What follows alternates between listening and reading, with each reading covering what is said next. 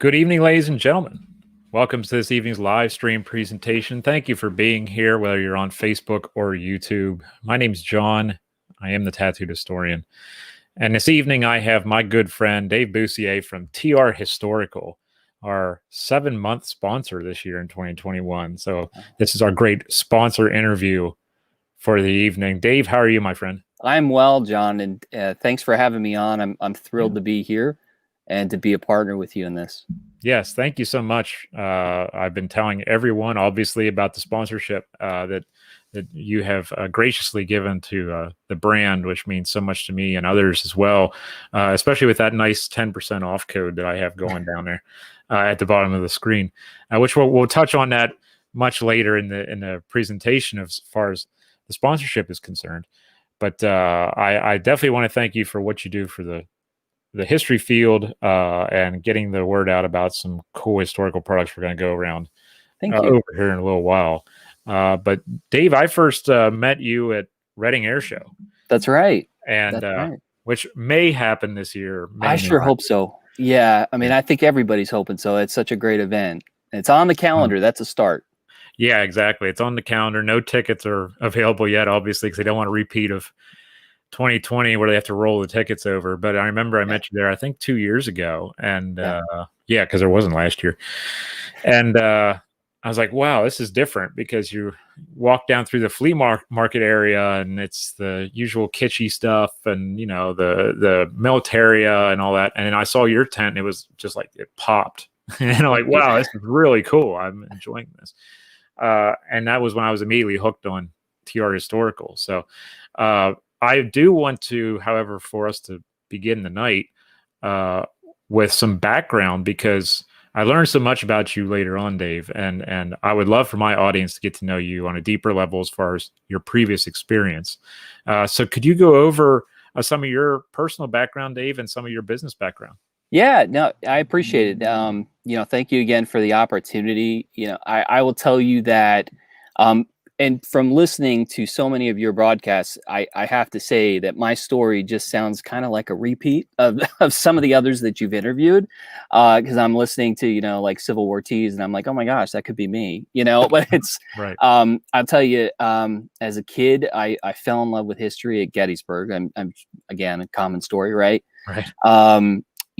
And throughout my life, history was just always something that I found very therapeutic and I became very passionate about. But I really couldn't narrow it down to whether it was prehistory or if it was Civil War or American Revolution. I just loved it all. Mm-hmm. And it just really was just this really special part of my life. But I always thought I would end up in some kind of history field as a kid. It's, what are you going to be when you grow up? A paleontologist or something, Right. But, you get to high school and you start making money and you get into a career that gives you a paycheck up front. And at that time, school just wasn't what I was interested in pursuing. Mm-hmm. So I ended up in retail and really loved it and I was in corporate retail for almost 20 years and it treated me very well. But it came to a point where I wasn't, the 18-year-old kid anymore. I had a family and 3 kids, and the lifestyle changed and the needs changed, and I had an opportunity to really decide if that was the route I was going to continue on or if I was going to do something different. And people say it all the time that you really need to do what you love. Right. And I said many times throughout my career that if I wasn't in corporate retail, I would be in history. So I looked at it and I looked at the field and I knew I had a degree, but it wasn't in history. And I looked at the skills and the experience that I had and I listened to the history field. Mm-hmm. And I was like, I think that I can apply some experience and some skills to the field to help engage people in history, help in some way, some of the challenges that were being voiced, whether it was mm-hmm. business or lack of revenue or, all the common things that are relative to retail. Right. So I went to the history job market and you could expect how that would turn out. And, So, I showed up with, a resume that would do great, in corporate world. But when you go to the history field, it was quite different. I kind of think of it like I ran into the Maginot line of history trying to get in, and I just had to go around it, which is what I did. Yeah. Yeah. I mean, so I ended up, I looked at what I learned. I took what I learned and I applied it to what I loved. And I made my own retail company that is themed around history. Mm-hmm. And so that is what TR Historical is. And we started in 2018. So we made it through COVID so far, and still hanging on. That's a positive thing. It taught us a lot, and had to adapt and pivot to be stronger. So that's a positive. But that's kind of how I got into this. Yeah, that's awesome. And that basically we're two small businesses. Yeah. We are two small businesses. I mean, I'm an LLC, you have your business and all that. So from a business standpoint, and I have a degree in accounting and all that. So I come in from like the accounts payable end of the thing, which drove me crazy. But that just wasn't, I should have been in marketing. That would have suited me a little bit better. And your background, we kind of clicked on that front originally, where it's like, oh, okay, we're both looking at this from a business standpoint because the front door was slammed shut on us at the time. Right. And I would say, whether you're in my opinion, whether you're an academic, whether you're a great public speaker, whether you're a great author, but you don't want to teach, you don't get in front of people, everybody is different. They all have different skills that they can bring to the table. And your skill is unique and my skill is unique. We're both trying to do the same thing, but in different ways. Mm-hmm. And I think, that is just to really engage people that just have this passionate connection to history. And I don't think there's anything wrong with any of the ways that we're doing it. I don't think any of us are, conflicting with any ethics or anything like that. Right. So I'm pretty open to the different, and I'm very pleased to see that the atmosphere around history is changing and adapting, especially in the past 2 years. Mm-hmm. It's in the beginning when I started my business, I was like, there's no augmented reality, there's no virtual reality, there's barely any online, connection. And today it's a completely different world, and I think the field is better for it. Mm-hmm. So I'm excited to see what's to come, and I want to be able to play a part and help people connect to history. Yeah, and you do a great job with it. And thank you. When I first saw all the stuff you were carrying, I was like, wow, this is just an inviting atmosphere and a fun atmosphere, which is what I wanted to create from the educational standpoint, just doing education, and what you create through merchandising and marketing and such. And that's why I think we hit it off too. Yeah, thank you. When you were coming up through the ranks of the business world, what was something that you really clung on to with that to utilize for TR Historical? What was like an asset that you had garnered in the marketing world or in the retail world, excuse me, that really resonated with you when you started TR? Because I know that some people who follow me work in the business world in some form or fashion and are either trying to connect it with a historical vision or just trying to connect it with the field.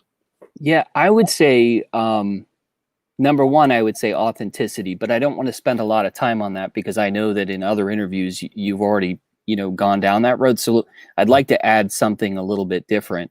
Okay. Is to understand that whether you're in business or whether, you're in whatever route you're going through in history, it's all about people.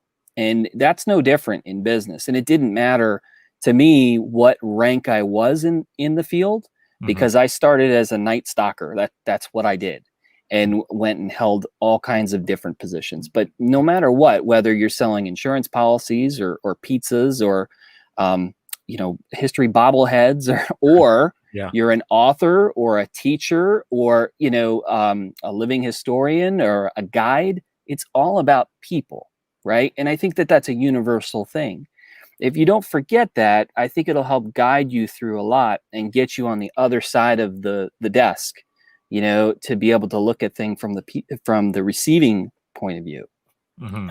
I think a lot of folks have done that in the past year and been able to look in the mirror and go, well, what can I do differently to adapt to what the people need, whether that's a customer or a student or, Right. Yeah, it's like when we're doing interviews and there's a call from the comment section that we want to see this, we want to see that. It's like having customers, but Yes. you're your peers. But it's like also having customers where you're like, okay, this is what the people want. We need to make a list, and I literally have a list beside me of themes because people are like, this is what we want to see. I do want to say good evening to everyone in the comment section. We have a hardcore Facebook presence right now going on. Of people saying they've been waiting for this. Andrew Nolan put in his second order yesterday. Oh, awesome. TR Historical. There you go. Thank you, Andrew. Neil's coming in to us from Brisbane. What's up, awesome. Neil? Thank you for being here. Steve, thank you for saying that I'm hot. I really appreciate that. I was picking on Steve I was picking on him last night on a live stream, and now I'm catching it. It's my turn. But yeah, it's great to see everyone here. Thank you so much. Michelle brings up an interesting point here. Thought about going the route Dave did, not necessarily running a company, but say becoming a manager with a bookstore at the museums. It's a great way to look at it, really, Michelle, where it is, it's retail, but it's retail with history, right? Yeah, and I do think that there's a lot of skills. Like I said, it really all has to do with people. So no matter what your experience is, if you can connect that to people and communication with people especially, you can usually adapt that over to whatever your goal is. So I used to help a lot in mentoring people with resumes, and they would come to retail from all walks of life. I mean, scientists, teachers, all different backgrounds. And it was one of those things where it's like, okay, well, we're going to look at the job and we're going to figure out what experience and skills that you have that we could apply and make that really stand out. Right. And that's one of the things that you learn is that it's really all about people. I mean, maybe rocket science is a little bit different, but you still have to work with people. So if you bring it back to what those skills are, you can always pick up experience along the way. And then pepper that in. But I don't want to sound like a broken record, but it really does come back to that. Yeah, that's a great point. What was, when you started TR Historical in 2018, what was the first challenge you had with it? Like, what was the thing where you're like, okay, I want to build this business and I want to build a brand out of this business? Because to me, everybody's a brand, but especially when you have a business, there's a business brand, a business model. What was that first, I should say, what was that first business model like? What was that going to appear to be? Yeah, you start out doing one thing and then you adjust, especially in 2020. Yeah. But I would say, the biggest challenge was to find my customer, because I'm a specialty retailer. You can't put TR Historical on any street corner and be successful, because maybe 1 in 10, maybe 1 in 20, maybe it's 1 in 50 customers or potential customers love history, and that's what my customer is. So I'm a specialty retailer. The challenge for me was reaching that customer wherever they were. Fortunately, with social media, it provides no barriers for me to get to those customers through that avenue, and that's been the primary growth avenue for the website. I feel. Is especially internationally. I mean, we've shipped all over the world as far as New Zealand. And I just think that's amazing. That would never happen without using social media. So that was the challenge. But, initially I knew that it was going to be a challenge.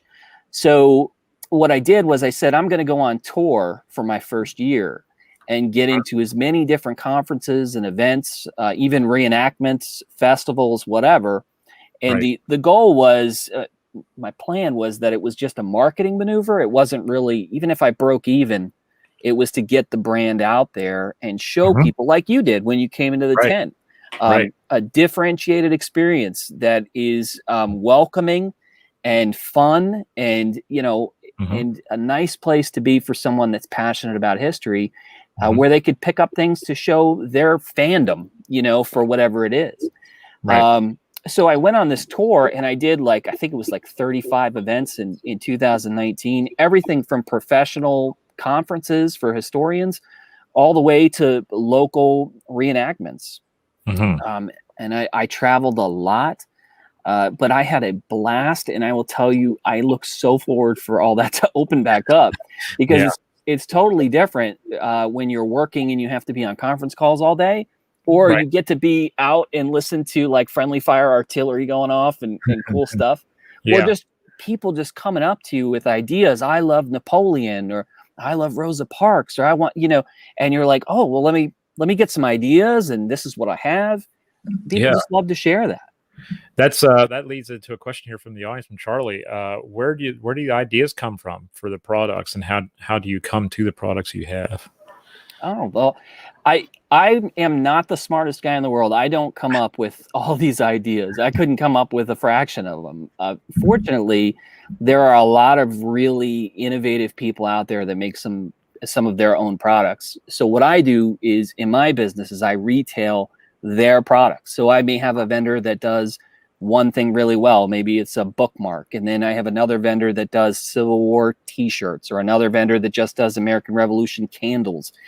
And I reach out and work out an agreement to where I can sell their products in person or through the website. And that allows me to bring the best ideas from others together under one umbrella for the customer. So one of the things that always aggravated me just over years was, if I wanted to browse history, I couldn't go on to a website and just browse history. I had to go to one that was for American Revolution, or I had to go to one that was just for Civil War. And if it was international and you're in the US, that's even harder. Yeah. So I really was fond of a company called ThinkGeek. I don't know if you've ever heard of that. Yeah, I've heard of them. Yeah. But they did a great job where they brought a lot of different venue, gaming and sci-fi and things like that, but they put it under one umbrella.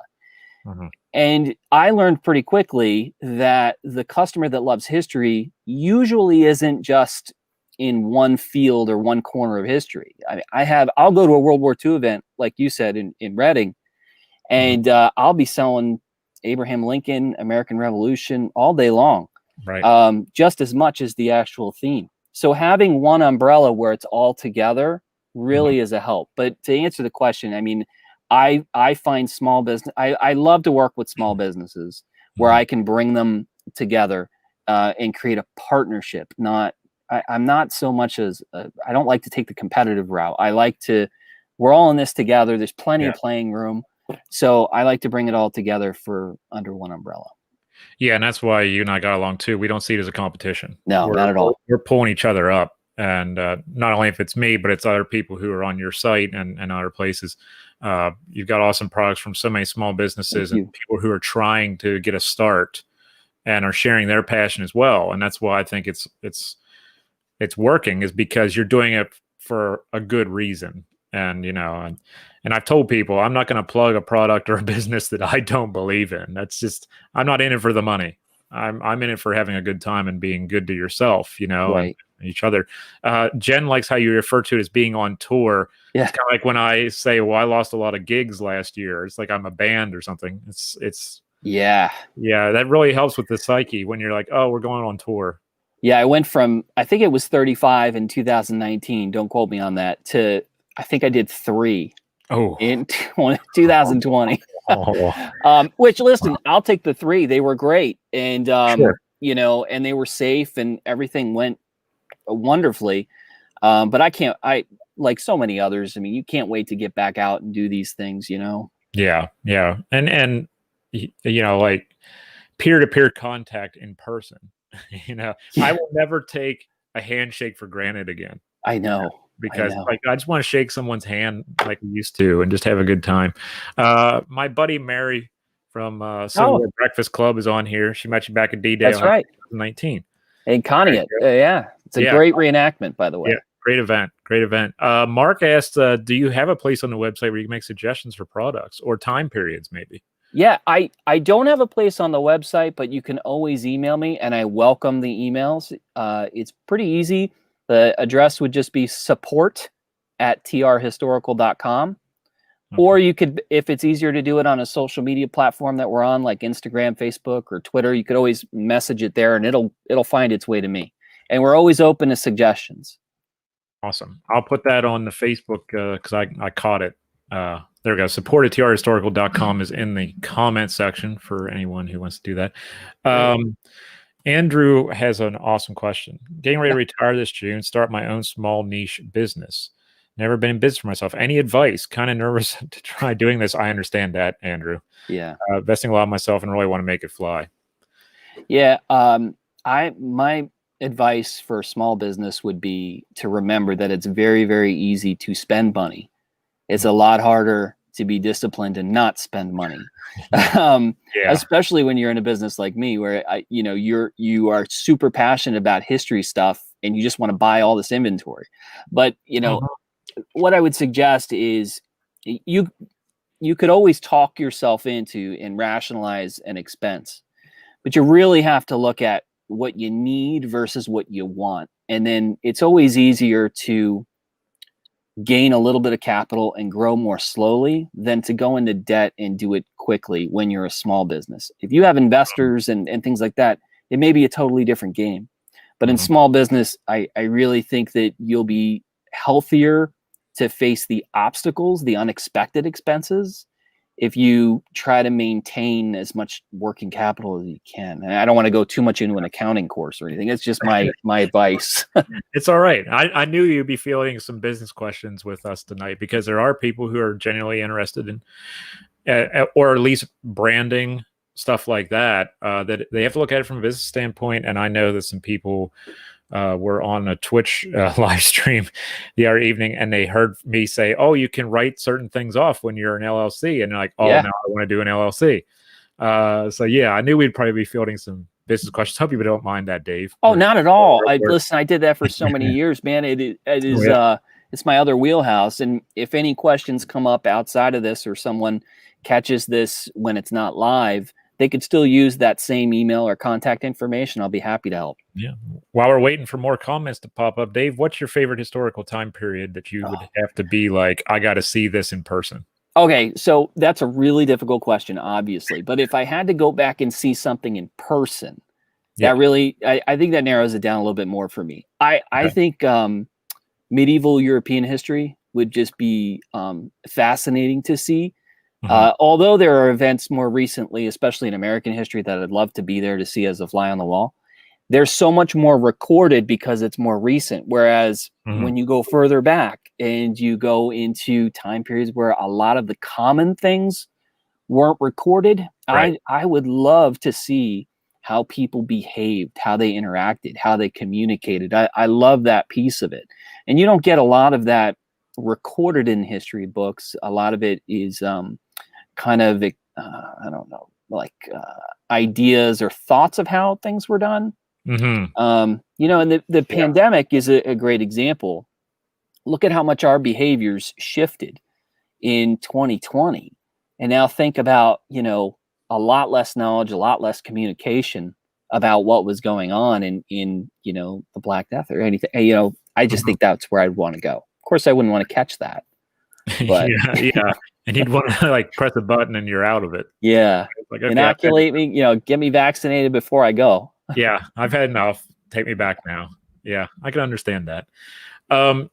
We wanted to do the live tonight for everyone who's watching, because about approximately a month from now is President's Day, and we wanted to go over some products for President's Day. But I'm also interested in, Dave, before we really do that, what's something that you really like carrying? The fun thing that you really like carrying? It's like choosing a child, I know, but is it the bobbleheads? Is it the killer socks? Is it what's the thing where it's like, oh, I can't wait to put this out on the shelf? It's really tough. I would say I like the candles. I never thought I'd say that. I just never really thought I'd say that. But I like the candles because, especially when I'm at an event and I can talk to people about the candles, because the candles that we carry, by the way, they're hand poured, they're soy-based candles, and they're themed around the American Revolution. That's the only line that we have so far. But what I like about them is that they each have a unique story. And when you smell it, you get a different dimension of engaging in history than just looking at something and reading something. Shirts are great. I love shirts.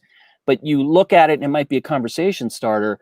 Whereas when you pick up the candle and you can smell it and you're like, well, this is what it might smell like there for this reason. One of my favorites is the Peacefield candle, for example, because I'm a big Abigail Adams fan, John and Abigail. Yeah. And, you know, the Peacefield candle, I actually have it right here.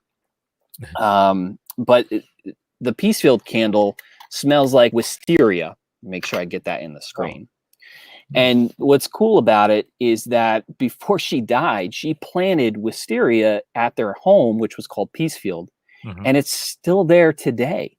So when you smell it and it smells like wisteria, it's kind of like you would be there when it's in bloom, obviously. Right. And I just think it's a little bit more interesting than some of the common stuff that everybody might be more aware of. Yeah. It's another sensory thing. Yes. Often overlook. Right. Yes, where we read about certain smells at certain times, like, you know, the factories in Pittsburgh or something like that, and you read about the putrid air and stuff. Of course, you wouldn't want a candle of that, but this helps bring that to life a little better than other things. And when you can connect with history not only through the written word, but maybe through a scent or you know, touch or whatever, that's got to be appealing to a large amount of people because it's something different. Right. Yeah. And that's the route that we try to go is try to provide unique and different things. You kind of have to in business is be differentiated. Yeah. And I'm the kind of person to be like, you know, laying the candle up and reading the John Adams book by McCullough, you know, to get that extra sensory kind of thing going on and have that Zen moment, you know? Right. I do have a question though about how you perceive what we're going through now with the pandemic and small business and how it's affected small businesses all across the world, really, but especially here in the United States. We understand more about that because this is where we live. Do you think that since you're an online retailer who goes to historical events and sites and such, do you think we're going to see more of that in the future instead of just strictly brick and mortar? Do you think many people are going to be like, well, I can make this an online business instead of brick and mortar, and then if we have another pandemic, God forbid, I don't have to worry about closing or anything like that? Or do you think it's going to stay relatively the same? Well, I think the trend of retailers going online isn't a new thing, and it certainly didn't happen when the pandemic, you know, occurred. You know, online retail has been growing exponentially for a decade now. You know, whether it's corporate or even small business. I have, for example, in my hometown, I live in Easton, Pennsylvania. I have an ice cream shop locally that, you know, obviously you go in and you get the ice cream, but they also offer to where you could order a delivery, and a couple nights a week they'll go around and they'll make their rounds and they'll do their deliveries, and you can place your order. And who would have thought that, you know, and I've got 3 kids. I don't want to go downtown, you know, like you bring it to me. That's a lot lazier, but I'll take it. Right. But I think that what you're going to see now is because a lot of small businesses were forced to make that conversion if they were able to, is that it's going to be sustained for some time to come. You know, brick and mortar these days can be a liability because there's a lot of overhead involved. There's also limited mobility. You're stuck in one place. And if you're a specialized retailer like me, then you really got to think about it. You know, if you're not applicable to everybody, you're only applicable to some people, then maybe online is the way to go. In my case, I would consider myself more of a hybrid. Because I learned pretty quickly that when I went on tour, people loved it. And it really just, I can't not go on tour because my customers want that. You know, I meet great people. I get to meet these, you know, everybody that's in the comments that I met out in person. You can't trade that. No. Yeah. That's why I can't wait for in-person events to come back after it's all safe, is because we can increase our network, and you're doing marketing every single minute. As long as the gates are open, you know, they see the sign at least, and that's marketing, you know, and we're losing a lot of that now. And it's why many small businesses have suffered. And, you know, it's great to see that there are those who have triumphed so far and are doing well with some light at the end of the tunnel, hopefully here And I know that many of my reenactor friends, though, are already passing off 2021 as well and saying we're concentrating on 2022. And Yeah. we know we'll be there for that. And so it's interesting to see from a business model, because I'm thinking of it from my business model. I'm looking at 2022 because I don't think I'm going to be out doing things in 21. I don't think we'll be there yet. I'm trying to be realistic, but you know, you have to hope as well as someone in business that you'll be able to do. You have to be ready, basically. Yeah, and there's some things that you will honestly never be ready for. You know, this pandemic is something I don't think most people were. But one thing you can prepare yourself for is just be adaptable. Don't be static. Don't just go, this is the only way I do things and I'm not going to change. Right. Because whether you're in business or whatever field you're in, if you're not going to adapt to the challenges, then you're going to face some trouble. I can tell you, look, I mean, I had a hard year just like most of the folks probably watching right now. But on the positive side, my online business got a lot stronger because I pivoted and I adapted and did things differently. I invested more time into making every view count and reaching out more through online marketing rather than in person. So I was able to do that and hang on. And I mean, trust me, I mean, I'm not thriving after 2020, but I'm hanging on. Right. So be adaptable and have hope. Use your resources would be my advice too. You know, you don't know what's out there, and especially with business through this whole thing, it really wasn't very clear to me as a small business what resources were available. I really had to do a lot of research and again and again and again and keep asking until I got help. Don't give up. Keep asking. Yeah, I mean, you have to swallow your pride and ask. Yeah. Because you can't figure it all out yourself. And especially when you're sole proprietorship, or maybe you have 1 or 2 other employees max to help you out, you can't do everything. You have to delegate. And sometimes you have to delegate outside of the brand to figure out what the heck is going on with that. Yeah. So as we approach President's Day, I have to ask, what is the product that sells the most for presidents? You know that? Is it Lincoln or is it Washington? Oh, as far as the figure? Yeah, like which historical figure of the president sells like they're the one. They're the one you go to. If you had to take one president to an event, is it going to be Lincoln? Is it going to be Washington? Because I know you have a lot of Revolutionary War stuff. Who do you think it would be? I'm curious. I probably narrowed it down to 3. Okay. I mean, I would think Washington, Lincoln, or Kennedy. So I would say Lincoln's number 1. Okay. And the unique thing about Lincoln, what I noticed is it doesn't matter what the time period is or the theme. There's a lot of connectivity to that man and his legacy, and probably the history that surrounds the time period he was in. It may not just be Lincoln, you know, but just representing the Civil War and you know, the Emancipation Proclamation and so much more. But I would say Lincoln is on the presidents, my bestseller. Washington would be second. There is a lot of American Revolution following that I see through my site. I think I would bet, I don't have the numbers on it, but I would say the American Revolution collection on my website is probably the largest. You know, we cover everything from prehistory, ancient, classical, all the way up to the Cold War. And the American Revolution category is the largest, and Washington is a piece of that. Yeah, I saw behind you is the Washington Crossing the Delaware Funko, and I'm like, I'll be on my Christmas list this year. That's my favorite. I have it on my desk too. I have that's the one I had to take out of the box and you know, this one's not for sale. This is my desk ornament. Yeah, but you got to have your own personal one. Yeah. As you can see, I'm getting quite the collection. I don't have George yet though. But what other presidential items do you like, and do you see that really people, you know, really gravitate towards?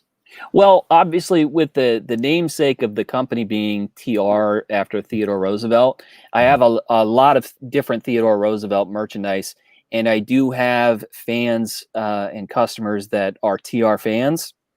Okay. not just the website, but the man. Right. So I do sell probably a lot of differentiated stuff with Theodore Roosevelt on it. But you mentioned Kennedy too, and that's another one. Just to show you, just as an example, I mean, I know we have a small screen here, but like, the socks. You mentioned the socks, right? Yeah. And a big sock guy. It's amazing to me. This is one of those things that I never thought that you try and you see how it goes. Like the candles have done well. Socks, I was like, I don't really know if it's going to work, to have a president's face on the sock, but we'll give it a shot. And I will tell you, John, when I go to these events or these reenactments, I can't keep the socks in stock. So, wow. but Kennedy's one of the better sellers when it comes to that. We do also have, like I said, I'll just showcase it here, but like the Abraham Lincoln. Oh yeah, being number one. Yep. Theodore Roosevelt. Oh, nice. Yeah, I don't remember those. I remember the Lincoln and Kennedy. I didn't remember the TR. That's nice. TR's rather new, and I think the other new one that came out at the same time was actually Reagan. Which came out recently. Awesome. We also have Jefferson, George Washington, and they come and go. The styles change. We've got one of the new items that's coming in now are hoodies. So we actually just had printed some new hoodie sweatshirts with Abraham Lincoln on them. They're History Nerd designs. Oh yeah, nice. But it has the Abraham Lincoln silhouette where the eye is. Yeah. So we've had the Ben Franklin version of this hoodie since 2018, and they're great. But we've expanded now to Abraham Lincoln, and then we've got Theodore Roosevelt on the way. Awesome. So I think those will do pretty well. I'm excited about that. Awesome. My designer, one of my designers who helps me out with some of my tattoo historian stuff that I send to you and we experiment with and do all kinds of stuff, came up with a Rough Riders shirt. And I'm like, oh, this will fit in with TR if we can get this going. So yeah, we'll have to see about that later. I know we're also, we're also talking about possibly having coffee mugs in the future for my brand. But for everyone watching, Dave at TR is the only place you can get my merch online. So we got buttons, magnets, stickers, little pieces of merch for everyone right now until we grow out of this COVID thing and see where we're heading. But there's some awesome stuff on there, and I really what really appealed to me, Dave, was when I first saw the tent was the color. It was like there's so many cool things that are coming out, and they're like the little bobbleheads and the ties and stuff like that, and it popped. It made history colorful and bright and real for a change instead of just a black and white photo of whatever. It was something different. One of the things that I started out with was the idea that history doesn't have to be boring. You can brush the dust off history and make it fun and engaging. And it doesn't need to be, like you said, the same way. It doesn't need to be the black and white photos all the time. And I try to take the approach that the products that we sell, we do so respectfully. I don't want to take an image and make fun of it or anything like that. We try to respect, history, but to make it fresh. I don't do any antiques or militaria, like you said. There's plenty of people that do that and they do it well. My differentiated approach is to bring that fresh experience to the customer that's already buying some of those other things as well. My first reenactment that I attended, I was pretty nervous because, I've been to reenactments my whole life and I love them, but I really didn't know how the reenactor crowd was going to take to it because none of my stuff is period. I mean, these socks and shirts, they're not period. Right. They're themed around period. And I will never forget, it was a cold, wintry day in New Jersey, and yet my tent was full. There was a line outside the tent. They were all in uniform. It wasn't even the visitors. I mean, it was, they loved it. And that was kind of a moment to me that like, hey, don't talk yourself out of things. You got to give it a shot. Don't worry about being judged and just see what happens. And I didn't have anything to worry about. They were all super supportive. They still are. When I go to events, some of my best repeat customers are in uniform, Mhm. And I don't want to take away from their experience either. If it's an event that's, exclusively authentic, then I don't go, but Right. if they allow me to separate and go to a different area or something, then I go. Mhm. Mhm. And I think that's why another of the many reasons I think you've been successful is you understand the parameters of the reenactor world, so to speak, in that way, where it's like, okay, if you're doing something authentic and you don't want to have bobbleheads around, I Right. understand that. Right. But also, uh, you see it from a visitor standpoint, and deep down inside, the reenactors are just nerds anyway, just like the rest of us. So Sure. it's that's how we start. And Yeah. I know that crowd, and I know that many of them are just 16-year-old kids on the inside. They just want to go out and have a good time, and there's no reason why that wouldn't appeal to them. But I understand why you would have thought that way, not knowing the crowd or not knowing how this kind of a business would be interpreted, because it was mainly sutlers at these places with like Right. period correct stuff. And Right. you're setting up things that aren't, but are emblematic of the period in a new and different way. Yeah. And my goal there is to try to add to the experience, not take away from it. Hmm. I don't want to take away from the sutlers. I still want them to be there. I will still shop them myself, Yeah. but I want to be able to, provide a different thing, because not everybody's gonna experience that. Not everybody who's passionate about history wants something from that period. They want a T-shirt that they can wear to school, or socks they can wear, or a candle they can light. I mean, it's just it's been great. Yeah. I'm so glad that the hobby has opened their arms to you as well, because Almost certainly. yeah, because that's huge when you can win over the hobbyists who go out and spend a lot of money to just be in the field, and then they're like, I'm going to go get this pair of socks for something to wear during the week. Right. That's huge, and from a marketing standpoint, you can't beat it. And they'll be customers for life, like you say, because it's word of mouth. Yeah, and I joined the BAR as the Brigade of the American Revolution. It's a Mhm. group, because one of the things we try to do is give back too. But even though I'm not reenacting, I'm not in period clothing, and I'm certainly not a period sutler. Mhm. Just because I appreciate the opportunity to be there and everything that they do and that they set up is, I contribute to that, because I want that to continue, and I appreciate everything that they're doing. Mhm. Isn't it one funny thing that I started doing was at these reenactments was they'd want to buy something, but they'd be in period clothes, and they didn't want to carry it around because it's not period. Yeah. So I started a pickup program to where they could come and shop at any point and just pick it up at the end of the day, Mhm. because I don't have like a period bag or anything, Right. and they'll come in like when, right when I open up, they'll pick everything out. I put it aside, and at the end of the reenactment, they come pick up their stuff, out of Right. respect for Right. what they're trying to create. Yeah, and you're just making life easy for them, and that Absolutely. brings them back time and time again. Um, what are any other presidential stuff you enjoy on TR? Yeah, I mean, I love the Funkos. I mean, Oh, I just do. I mean, I guess I'm kind of nerdy that way, but yeah. so the Funkos, I know you do too, so Yeah, they're I'll back share. there. But Yeah, yeah. um, as far as the presidents go, I love the JFK Funko.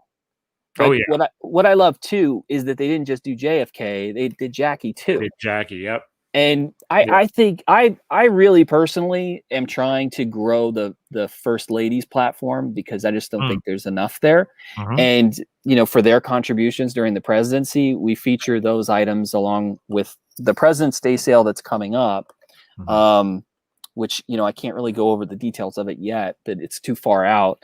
But we will have a sale on presidential themed items for President's Day, and we'll certainly include the first ladies. You have Oh, to, yeah, yeah. Um, and then I think I another experience like Gettysburg is my Civil War kind of pilgrimage. I love Gettysburg, but as far as the American Revolution goes, another one for me was the Washington's Crossing. Mhm. So I'm I really get excited about engaging people in that event too. I just love reading about it, and that everybody's got their special little corners of history. Right. So one of the shirts that we have is the Washington's Crossing shirt, which I'll show you here. Oh It's yeah. got victory on the front, and then on the back it has Washington's headquarters flag, Oh yeah. and then it says victory or death and the date, which was the the operation call sign and everything for the period. And then each shirt comes with the tag that kind of gives a little map and explanation of what the shirt means. They're great conversation starters, I have to say. Oh yeah. Yeah. People see that and they're like, what does that mean? Um, Right. but a lot of Yeah. fun. So I would say Washington's Crossing and the First Ladies would be my two that I love to talk about. That's awesome. That's awesome. Where do you see, things going with the future? Are there new products you want to bring out? Are you thinking of bringing out? Obviously, you can't go into details too much. You don't want to give everything away. But is there something that you're thinking about long term, where you're like, okay, by the end of 2021, I want to do this or this time period or anything like that? Yeah, there's a lot of categories that we need to go deeper on as far as our selection, especially categories like World War One. There's really just not a lot out there to source. There's a lot more for women in history today than there was when I first started, which is a positive. Yeah. But it's a category that we need to continue to grow. And then I would say like medieval history and European history, or even Asian history. There's a lot more to bring in for those categories too. And one of the things that I started just this month was a new program to allow vendors to kind of sell through TR Historical, kind of like a marketplace approach. Okay. So if a vendor kind of fits the same criteria that I vet my merchandise for, then I'll allow them to sell through the website. It's still got to be fulfilled through TR Historical, so I can take care of the customer experience. And rather than me put out all the capital for it, that will really allow me to expand the selection quite rapidly, but also help small businesses themselves have another platform to sell through. That's, a little bit less expensive than Amazon or Etsy. And it's specifically for customers that appreciate history. So I have high hopes that will do well this year. Nice. Yeah, it's more targeted, right? They get to the base of the people they want to get to. When they put on Amazon, they're going to get to people who don't care. But if you're coming to TR Historical, you care about history and the kind of products you have, and it's going to be awesome for them because basically their return on investment is going to be a lot better than Etsy or Amazon, not only for the money, but just the viewership. Right. I mean, when you figure if you make Napoleon goods, for example, or War of 1812, well, you got probably a better chance of finding someone else that loves the War of 1812 on TR Historical than you would be on a big, open marketplace like Amazon. Right. And I'll have a small fee for that, but it won't be nearly as much as complicated as Amazon. So I hope that really helps, and it's going to help me too because, like I said, I don't have enough War of 1812, for example. To get that out there. The other thing I would say that's a big focus to grow this year is the international opportunities. I mentioned before we do ship international, and we have shipped international this whole time, but it's not the easiest process to get the best price for the customer. And what I was explaining to you earlier is it is all about the customer. It has to be. So a lot of the plugins that I use for my website and stuff, they just don't get the price low enough to where I can reasonably offer international shipping. So unfortunately, it's a little bit more of a step at this point, where anyone that's interested in getting something shipped to Canada or New Zealand, they email me at support@trhistorical.com, let me know what it is, and I find the best rate for them and let them know. It's a bit more manual, like I said, but it does ensure the best price, because I don't want to make money on shipping, and I don't want to lose money either. So I've got to be careful with that. But I think that internationally, there's definitely opportunities. There's people that love history all over the world, and people, even American history all over the world. And it's Victoria Underhill just asked a question. I think. Have you considered developing your own products, especially filling the gaps? Now, I know that running Yes. the business is a lot, and yeah, a lot to go on. But have you ever considered that? Yeah, it's an absolutely wonderful question, Victoria. We do have some products that are made exclusively for TR Historical. We also work with artists to come up with exclusive designs that are only available at TR Historical. But the rate at which I can grow those proprietary exclusive products is slower than acquiring someone else that's already making it.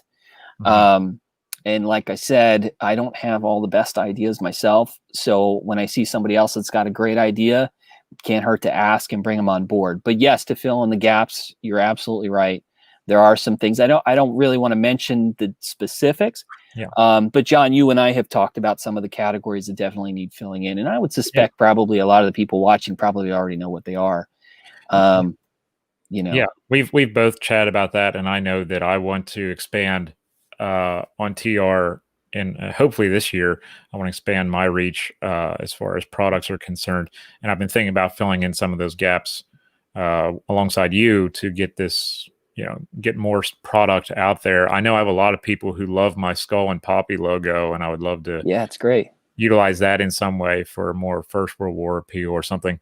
But I'm looking into that now, and it's this idea of not only are you a sponsor of the Tattooed Historian brand, but it's almost like our own kind of a partnership where we're feeding ideas off of each other, and that's the way it should be. It shouldn't be like, oh, I have a sponsorship from this coffee company that I never hear from them. It should be you're working with friends and you're helping each other out, and where you see those gaps with someone, you can be like, okay, I can help you with XYZ. And it's a great partnership to have when you can work with friends and get it done in a very positive way. That was one of the biggest surprises I had when I started this company, was how collaborative people were in the field. Because initially, like I said, I felt that I met a little bit of resistance to outsiders, from different industries or different fields coming in and wanting to do something. But when I started to engage others that were like yourself or doing a wide variety of different things, everyone was just so supportive to help out in any way that they could, to help get the word out or give advice or network and say, hey, you should call this person, see if they can help you with that problem, or you need to get into this, So I don't want to paint the wrong picture about, the field. I think there's plenty of people out there. There's probably way more people that are collaborative and want to work together at every level, from the academic and, the professional, high ranking historian, I'd say, all the way to the enthusiast and the amateur historian and history buff. I did a professional conference for the OAH, the Organization of American Historians, and it was totally impressive to me how supportive everybody was. And and they absolutely loved it. And I told them my story. I said, I couldn't get a job, so I made my own job and hired myself, and they loved it. They loved it. So awesome. I think you may encounter some resistance in anything, but that doesn't represent everybody. Right. Yeah. And that was the thing with me, was like I encountered resistance to get in like you did, to get the foot in the door and to get motivated. But then when I started doing my own thing, and maybe you experienced this as well, and some people in the comments may be thinking about experiencing what you've experienced, is that if you make your own niche and you embrace it and you do your own thing and you do it in a positive manner, other people are going to be like, I can do that too. Or I can take that idea and make it my own slightly different idea and I'll be fine, or I just want to try. And, it seems like there are some people in the comments who are asking questions about the business side of it. It could be following your lead here in the 2021, 2022, where they're like, well, if Dave can do it in a positive way with a positive impact, maybe I can do it in that way. And that's just as important to me as it is to get that gig, at a conference or whatever it may be, is understanding that we're making an impact in a small way, that showcasing that you can do it. The blueprint's there. And I think you got to ask yourself, why you are doing or why you want to do what you want to do. Is it because you like to help people? Is it because you get a thrill out of engaging in history or a certain topic, and just keep that in mind and remember that, and don't get distracted by the dollar. It's pretty easy to do, and it's a hard thing to actually put into practice, I think, is to make sure that you don't get distracted from what you're really authentically supposed to be doing. Right. And I think I found it. Yeah, I think you did. You're doing well, my friend. You're doing very well, and I'm very happy to have you on as a sponsor, obviously. And you've been gracious enough, as I've been putting up here. Everyone, if you go to trhistorical.com, you get that 10% off discount. Make sure you spell tattoo correctly, because some people have written emails and I haven't gotten them, and I'm like, why didn't I receive your email? And they make a spelling mistake in tattoo. So maybe next time we'll do ink or something like that. But there you go, guys. Go to trhistorical.com, get that 10% off too.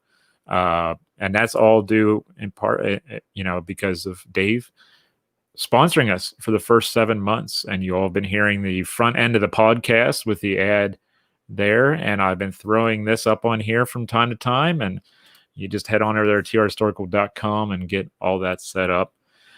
Dave, any last words for the crowd tonight? I know you'll be back. We're going to have Dave back on probably in June, maybe for July, or we're going to do this a couple times. Maybe before Father's Day might be a good idea, or maybe before Mother's Day and Father's Day. Whatever. Yeah, those. I mean, I get a lot of gift requests around that time, so yeah, maybe that would be a good idea for everybody. But no, I would just say, I just want to say thank you to everybody. I want to thank you, John, for having me on. Sure. And to everyone that may already recognize TR Historical and the brand and have helped us out, especially over this past year. It just means the world to me and to my family, because we're a family-owned business, and it just really means the world. So thank you to everybody. And then if anybody does have any questions or need any advice, even if it's on the business side, I'll be happy to help in any way that I can.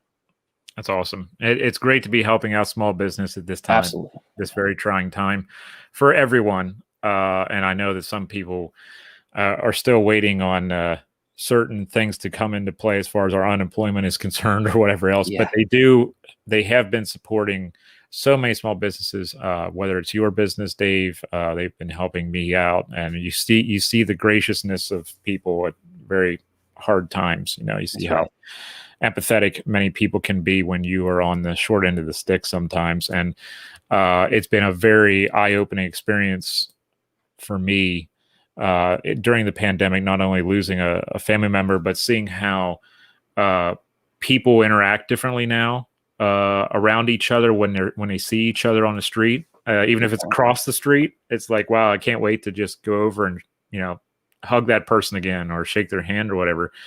And then the way that they have been reaching out to small business, because I think now there's a miniature small business revolution going on, because there's so much spotlight on small business to keep everyone going.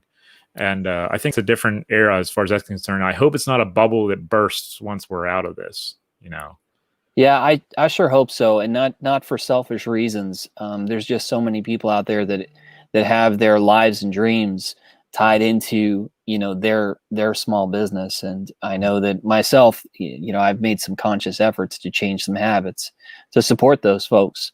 Mm-hmm. So I hope it sticks. Where can everyone find TR Historical other than the website, which we've been putting the website up? Socials. Where can people go? Sure. Find socials. Instagram. We're on Instagram pretty regularly, and also Facebook, Twitter, Pinterest. Pinterest is kind of nice because you get the whole catalog of products. So if you're interested in shopping, it's another easy way to really just browse through. It's probably even quicker than the website to browse through everything. The prices are updated, or they should be.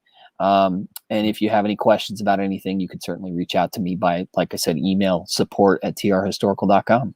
Yeah. And Dave also made a Twitch account so he can follow me on Twitch. Yeah. So yeah. That might be a 2022 thing for TR Historical. Having a Twitch channel would be fantastic.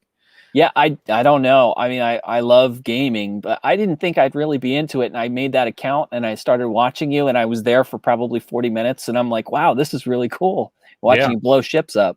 Yeah. Yeah. Yeah. You never know. You might be able to do that with the business and reach a whole new audience. You You know, got to try new things. You never know. I that's wouldn't why. be selling socks today if I didn't try. Yep. That's why Yeah. I'm here. So, Dave, thank you again for not only being on here, but thank you for your sponsorship for the first more than half of 2021. It does mean a lot to me. And I know that it means a lot to everyone else who are constant, buyers and purchasers of your products there at trhistorical.com, because you're gracious enough to give us that 10% discount for Well, the 7 months. thank you, John. It's a privilege to help. Thank you so much, Dave. Thank you, everyone, for being here, whether you're on Facebook or YouTube. YouTube was a little quiet tonight, but everyone's hanging out on Facebook, which is just fine. But I thank you all for filling up the comments section. Dave, I'm sure you and I will go back in the comment section some point in the next couple of days, and we'll answer any questions that we may have missed. I know there's some issues about ice cream. They wanted to know this ice cream delivery service near you. So you can go back again, give them a plug. Will do. But thank you, everyone, for being on this evening. I really appreciate your time. Don't forget, tomorrow night, I'm going to be on Twitch at 8 o'clock with the guys playing Verdun, and we're going to be back doing First World War stuff. Please go hit follow on the Twitch thing as well. I'm telling you, it's going to take off, guys. We're going to have some fun over there. And one more time, there's that code word tattoo for trhistorical.com. Get that 10% off. Hope everyone has a fantastic night tonight. Please be safe. Keep those masks on. Keep socially distancing. And we'll all be together as soon as possible. Take care, everybody.